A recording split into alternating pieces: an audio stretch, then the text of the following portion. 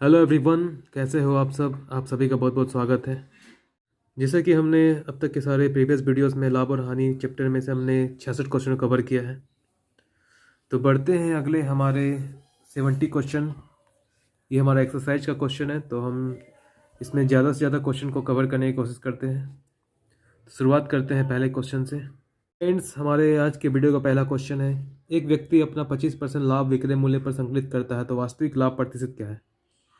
ठीक है, वो जो लाभ है वो विक्रय मूल्य पर अंकित करता है, संकलित करता है। तो विक्रय मूल्य हम 100 मानेंगे। हमारा सबसे पहला काम होता है 100 मानना। तो 100 का जो है एसपी हमारा, इसका 25% लाभ कमाया है, यानी कि प्रॉफिट जो है हमारा, प्रॉफिट जो है वो 25%, 25 रुपये हो जाएगा। तो वास्तविक लाभ क्या है, प्रॉफिट कमा रहा 25 रुपये, 25 रुपये का लाभ कमा रहा है। तो सीपी जो हो जाएगा वो सेलिंग प्राइस से कम होगा। तो 100 माइनस 25, जो सीपी जो हमारा हो जाएगा वो 75 हो जाएगा। अब जो है हमारा वास्तविक लाभ क्या है अब पता चल जाएगा। तो 25/75 मल्टीप्लाई 100, 3 बार में 100/3 यानी 33.1/3, 33.1/3 इज द करेक्ट आंसर। बढ़ते हैं अगले क्वेश्चन की तरफ। एक व्यक्ति अपना 16.2/3% हानि विक्रय मूल्य पर संकलित करता है, तो वास्तविक हानि प्रतिशत क्या है। ठीक है, इसमें हानि जो विक्रय मूल्य पर संकलित कर रहा है, तो सबसे पहले पूर्णांक को तोड़ते हैं। 16.2/3 या ये जो परसेंट जो बराबर हो जाएगा 16×3=48, 2 50, 50/3/100, तो 1/6 हो जाएगा। ठीक है, तो सेलिंग प्राइस अगर हम 6 मानते हैं तो इसका जो इतना पूर्णांक, इतना परसेंट जो हो जाएगा वो 1 हो जाएगा। तो हानि कितना हो जाएगा, 1 रुपये का हानि हो रहा है। हानि जब होता है तो इसका मतलब क्या है कि वो क्रय मूल्य जो है वो मेरा अधिक होगा, तभी तो हानि हो रहा है। तो हानि 1 रुपये है और एसपी 6 है, तो सीपी जो हमारा 7 हो जाएगा। अब जो है देखते हैं वास्तविक हानि क्या है। तो हमारा वास्तविक हानि हो जाएगा 1, कॉस्ट प्राइस 7 मल्टीप्लाई 100। तो 100/7 देखते हैं किसमें है, या पहला नंबर ऑप्शन जो है वो सही होगा इसका, 14.2/7। बढ़ते हैं थर्ड क्वेश्चन की तरफ। 9 वस्तु का क्रय मूल्य 12 वस्तु के विक्रय मूल्य के बराबर है, तो लाभ या हानि प्रतिशत ज्ञात करें। ठीक है, 9 वस्तु क्रय मूल्य जो है 12 वस्तु के विक्रय मूल्य का बराबर है। ओके, तो हम सबसे पहले 12 जो है हमारा विक्रय मूल्य उसको मान लेते हैं। तो 12 वस्तु का विक्रय मूल्य 12 रुपये मानते हैं। 12 वस्तुओं का जो एसपी है वो 12 रुपये है, तो एक का कितना हो जाएगा, 12 रुपये, एक का 1 रुपये हो जाएगा। ठीक है, अब ये जो बोला है 12 वस्तु का जो क्रय मूल्य है एसपी है वो 9 वस्तु के क्रय मूल्य के बराबर है। तो 12 वस्तु का एसपी 12 रुपये, तो 9 वस्तु का क्रय मूल्य जो है वो 12 रुपये हो जाएगा। 9 वस्तु का जो एसपी हो जाएगा वो, सीपी जो हो जाएगा वो 12 रुपये हो जाएगा। ठीक है, लाभ या हानि निकालना है तो क्वांटिटी सेम करना पड़ेगा। 9 वस्तु का सीपी 12 रुपये, और तब 9 वस्तु का हम एसपी निकाल लेते हैं। 9 वस्तु का एसपी कितना हो जाएगा, एसपी जो हो जाएगा हमारा वो 9 रुपये हो जाएगा। ठीक है, कितने रुपए का लाभ हो रहा है, लाभ नहीं, हानि हो रहा है, क्योंकि 9 वस्तु का जो सीपी वो 12 रुपये है, लेकिन बेच रहा है वो 9 रुपये में, 3 रुपये का हानि हो रहा है। ठीक है, तो हानि जो है हम कॉस्ट प्राइस पे निकालेंगे, लाभ या हानि 3/12 मल्टीप्लाई 100, तो ये जो हो जाएगा हमारा 25% हो जाएगा। बढ़ते हैं चौथे क्वेश्चन की तरफ। 15 वस्तु का क्रय मूल्य 12 वस्तु के विक्रय मूल्य के बराबर है, तो लाभ प्रतिशत ज्ञात करें। तो इसमें बता ही दिया कि लाभ हो रहा है हमें।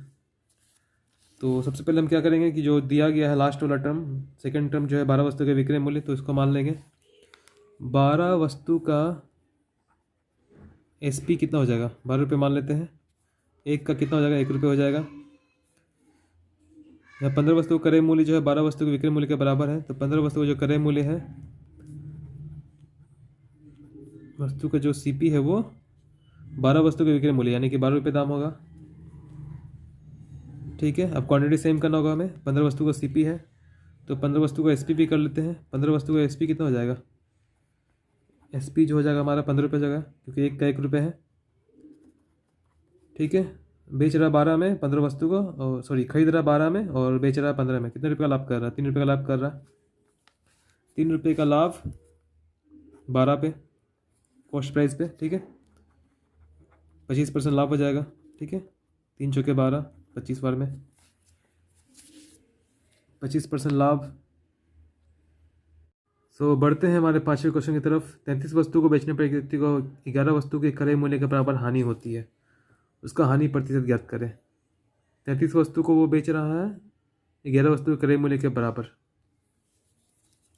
ठीक है। 11 वस्तु के क्रय मूल्य के बराबर हानि, तो 11 वस्तु का क्रय मूल्य जो है, हम 11 वस्तु का जो CP है वो 11 रुपये मान लेते हैं।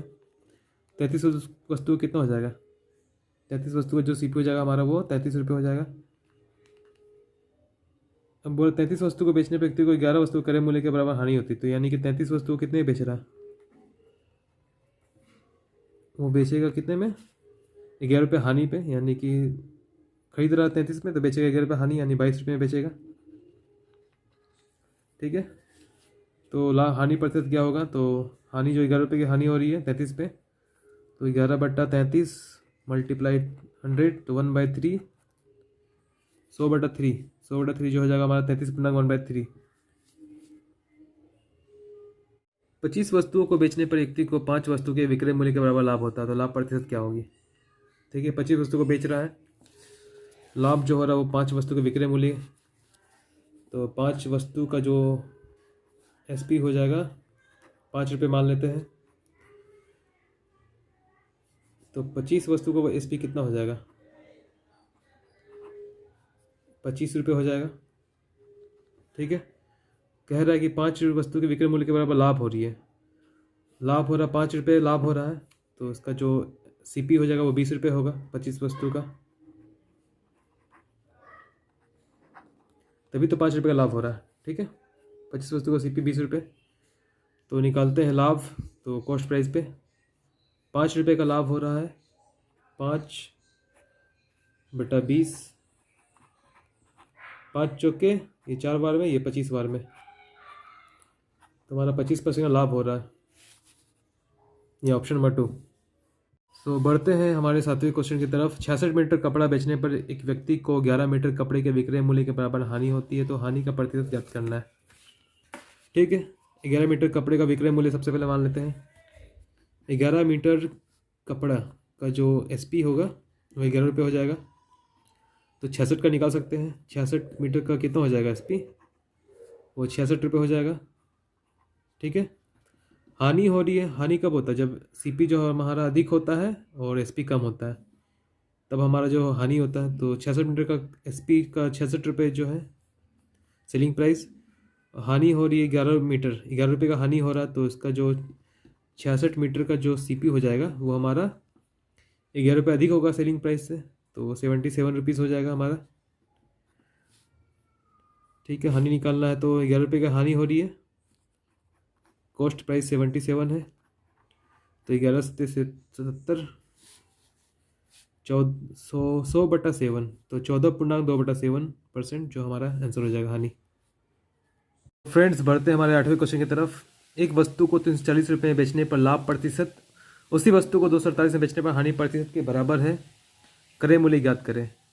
तो इस तरह क्वेश्चन हमने देखा था कि अगर लाभ प्रतिशत और हानि प्रतिशत बराबर है तो दोनों के विक्रय मूल्य को दोनों को जोड़ के 2 से डिवाइड करते हैं, तो 340 प्लस 248 ये हमारा हो जाएगा 8, 4 4 8, 3 2 5। इसको 2 से डिवाइड करना है तो हो जाएगा हमारा 29 बार में कट जाएगा और ये 4 बार में कट जाएगा, ठीक है। 294 रुपये हमारा जो है आंसर क्रय मूल्य हो जाएगा। क्यों निकालते कैसे, इसको बेसिक मेथड समझ लेते हैं। पहला 340 में बेचने से लाभ हो रहा, सेकंड में हानि हो रहा, तो अगर हम क्रय मूल्य x मानते तो 340 माइनस x जो हमारा हो जाएगा ये लाभ निकल जाएगा, ये बराबर है हानि के। इसको सेल करा 248 में, ये हानि दे रहा है सेकेंड केस में, तो x माइनस 248। तो आप देख सकते हो इसको अगर हम इधर लाते हैं तो 2x हो जाएगा, इसको प्लस हो जाएगा और फिर बाद में डिवाइड कर 2 से, तो ये हमारा जो ट्रिक बन जाता है इसी से। यानी कि हमारा जो ट्रिक जो बनता है वो बेसिक मेथड से ही बनता है, आप जितनी प्रैक्टिस करोगे उतना आपका बनते जाएगा। हमारा 9 नंबर क्वेश्चन है।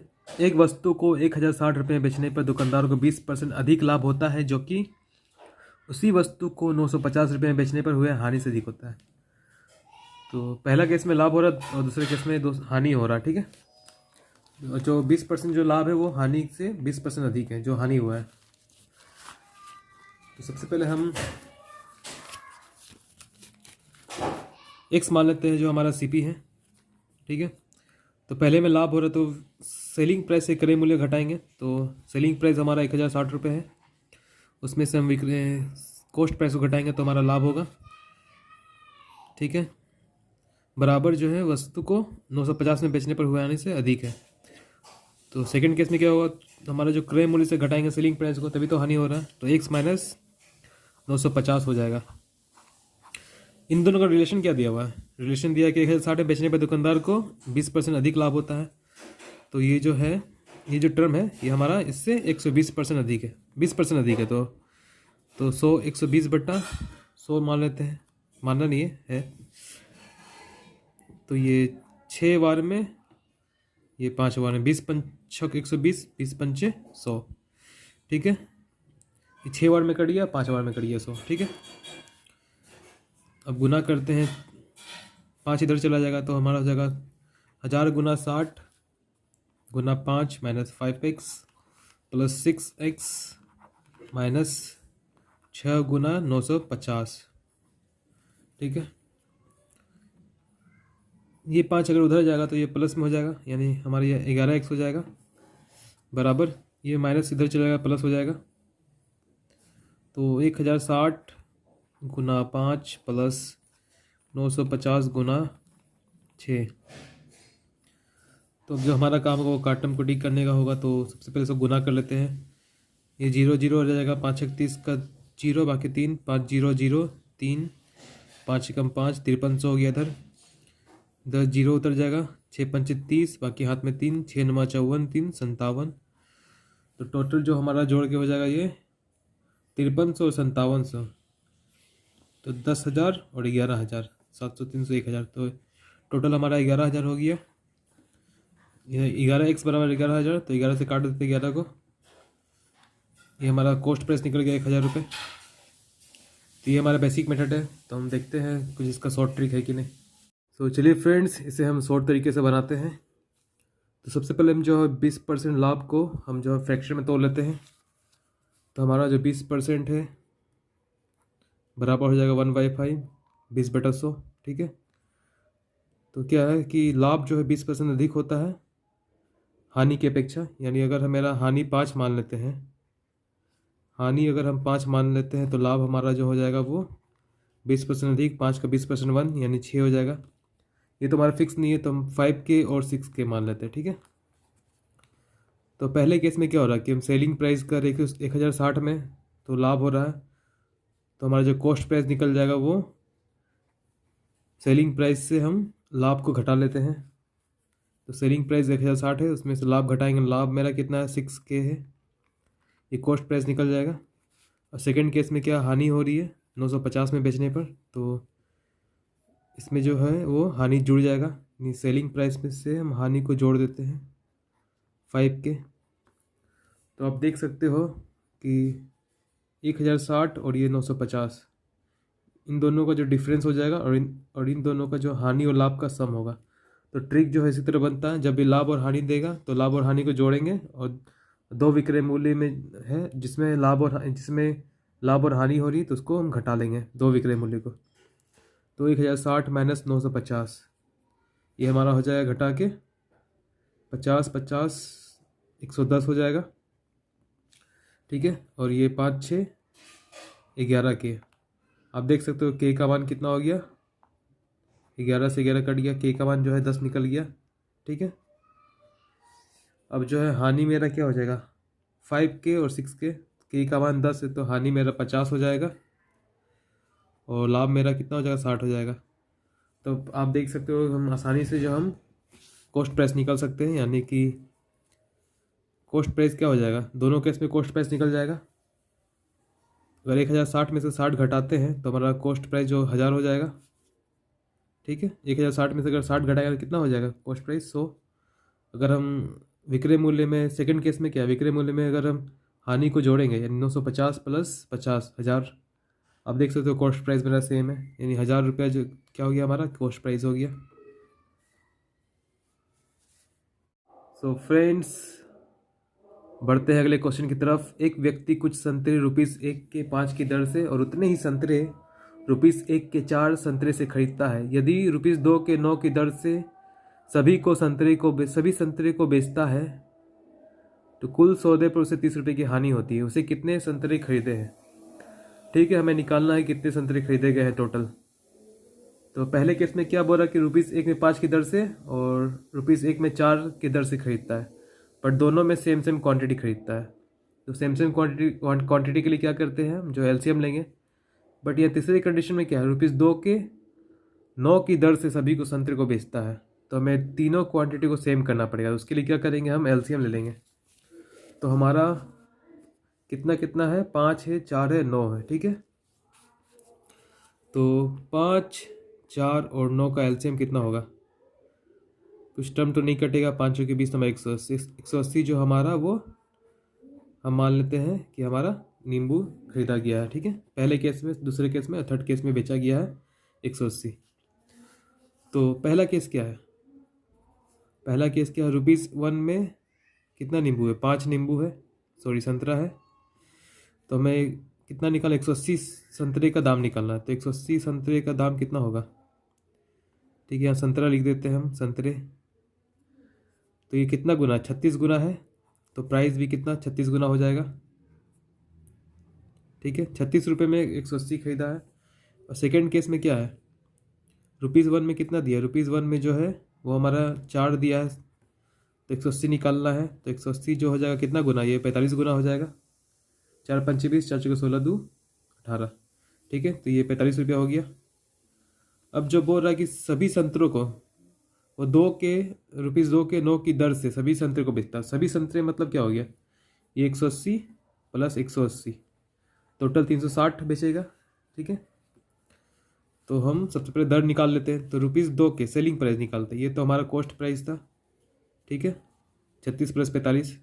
अब जो सेलिंग प्राइस है क्या है, ₹2 में क्या दिया है, ₹2 में 9 की दर से, ₹2 में 9 की दर से। तो निकालना कितना है टोटल, 360 का। 360 कितना गुना हो जाएगा, ये 40 गुना हो जाएगा। तो प्राइस भी हमारा कितना गुना हो जाएगा, 40 गुना हो जाएगा, तो 80 हो गया। ठीक है, अब देखते हैं क्या है हमारा जो कॉस्ट प्राइस कितना है, 45 प्लस 36, यानी 360 संतरे को वो कितने बेच रहा है।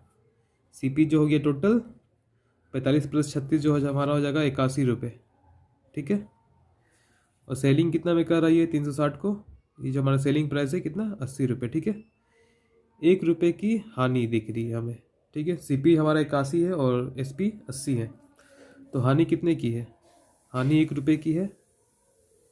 ठीक है, बट क्वेश्चन में क्या बोल रहा है कि हानि जो है वो ₹30 की है। तो हमारा जो हानि है, एक का जो वैल्यू 30 हो जाएगा। ठीक है, तो निकालना क्या, कितने संतरे खरीदे, तो कितने संतरे खरीदे हैं, टोटल 360 खरीदे थे, 180 प्लस 180। ठीक है, एक का वैल्यू 30 है, तो 360 का वैल्यू क्या करेंगे, 360 को 30 से गुना कर देंगे।